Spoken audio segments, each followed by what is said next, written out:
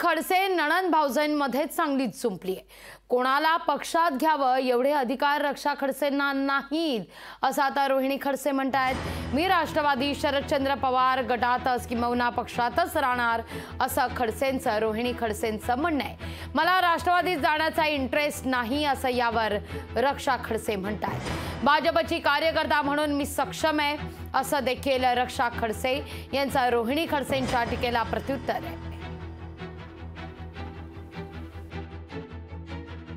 मी काही त्यांना विनंती केलेली नाही आहे की त्यांनी पक्षात आजच यावं। त्यांनी समोरच्यांनी मला जो प्रश्न विचारलेला आहे त्या प्रश्नाचं मी उत्तर दिलेलं आहे त्या पद्धतीने। अशी कधी वेळ येणार नाही एवढी खात्री मला पण आहे। मी आधीसुद्धा सांगितलेलं आहे की जर मला राष्ट्रवादीमध्ये जायचं असतं तर मी 2 वर्ष आधीच गेली असती किंवा वर्षभर आधीच गेली असती, पण मला राष्ट्रवादीमध्ये जाण्यात काही इंटरेस्ट नाही आहे। मी आज भारतीय जनता पार्टीची कार्यकर्ता आहे, सक्षम कार्यकर्ता आहे आणि भारतीय जनता पार्टीमध्ये सक्षमपणे मी माझं पक्षाचं काम करेन। मी अजून रक्षाताई खडसे यांना भारतीय जनता पार्टीने ते अधिकार दिलेले नाहीत की कुणाला पक्षामध्ये घ्यावा आणि कुणाला पक्षामध्ये घेऊ नये।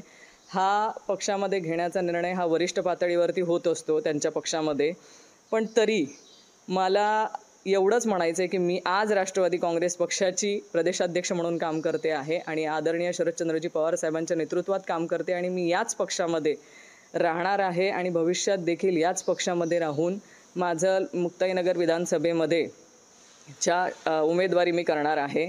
आणि माझी याच निमित्ताने विनंती आहे की अशी वेळ ना येऊ की रक्षाताईंनाच राष्ट्रवादीमध्ये यावं लागेल। लोकशाही मराठी ऐका, पहा, जागरूक रहा।